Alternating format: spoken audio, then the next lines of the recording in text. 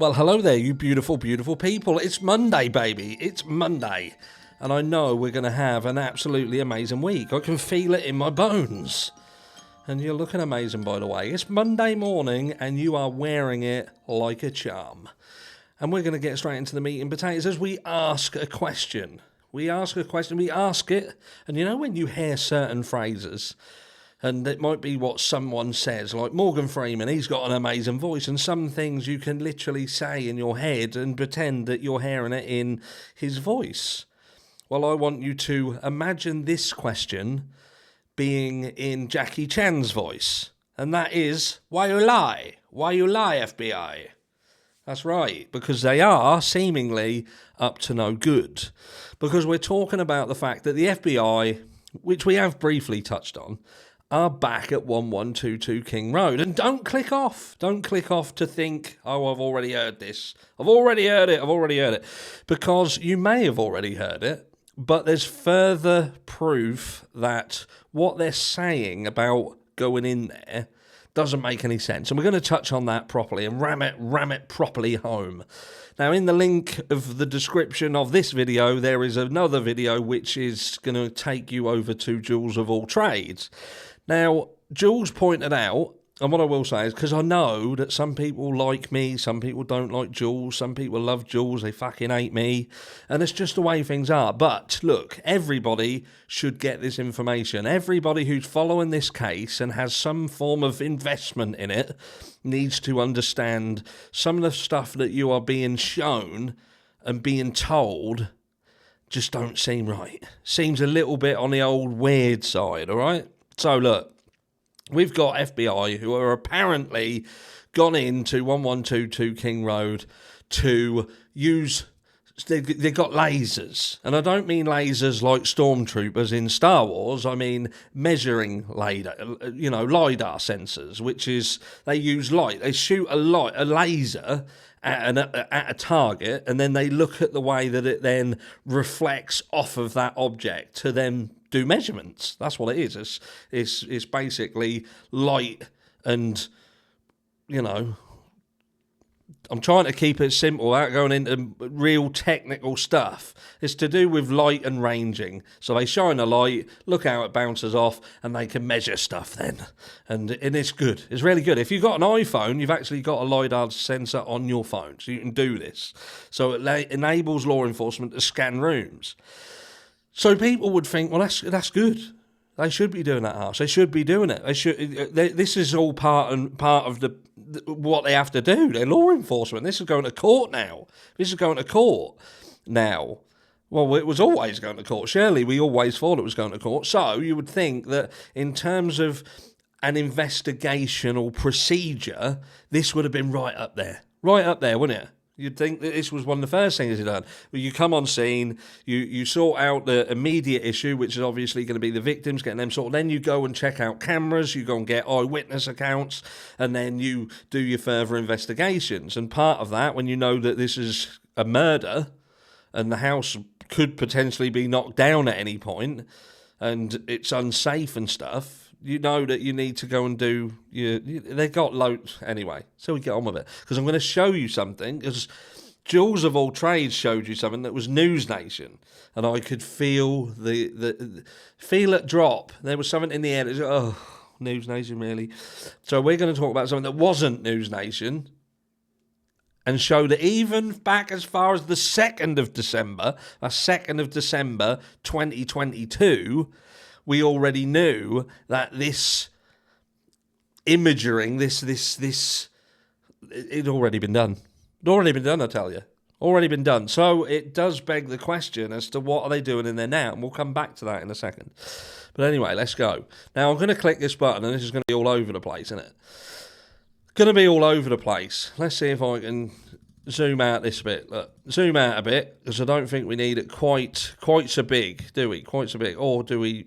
No, I don't want to do that, do I? If I move that over there and then raise that, at least I look semi-professional. Look, so investigators return to scene of Idaho College murders, examine first floor bedroom. And you'll see in here, under where it says examine, there's a date. And that date says December the 4th, 2022. So we just zoom in really big, look, so you can see it, look.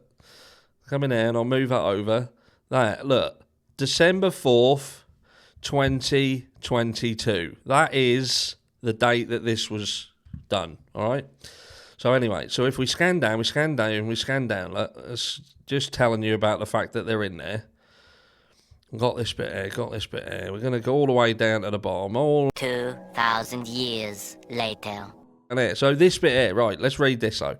Also, Saturday, before the investigators were spotted at the scene, the Moscow Police Department said it had received more than 2,600 email tips, upwards of 26,700. They put the comma in the wrong place, look. Calls to the tip line and nearly 1,100 digital media submissions in the investigation. A lot of them was probably Papa Roger. Authorities collected 113 pieces of physical evidence, not the coat by the fire hydrant, no, that got thrown back in the bush, and took about 4,000 crime scene photos. Police said they also, this is the important bit, had taken multiple, so that's not just one, multiple three-dimensional scans of the residence.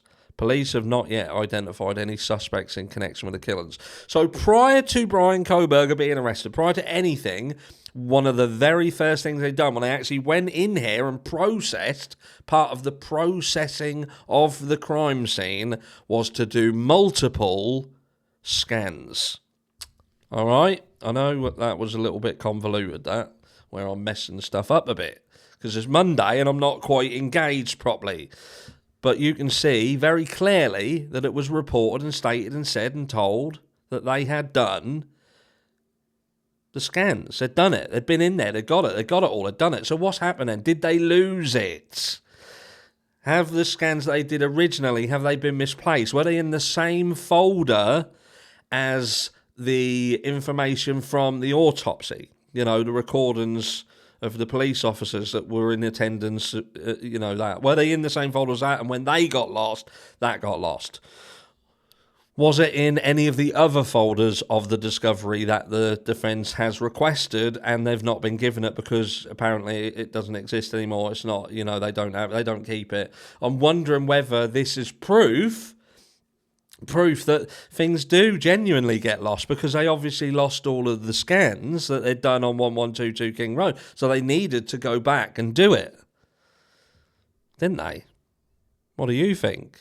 Tell me, all of you people who are more professional than me, that you might be in law enforcement, been in law enforcement, want to be in law enforcement, have friends, family, neighbours, a cat that even wants to be in law enforcement. Maybe you know why the FBI would be back in there doing these scans when they'd already been done.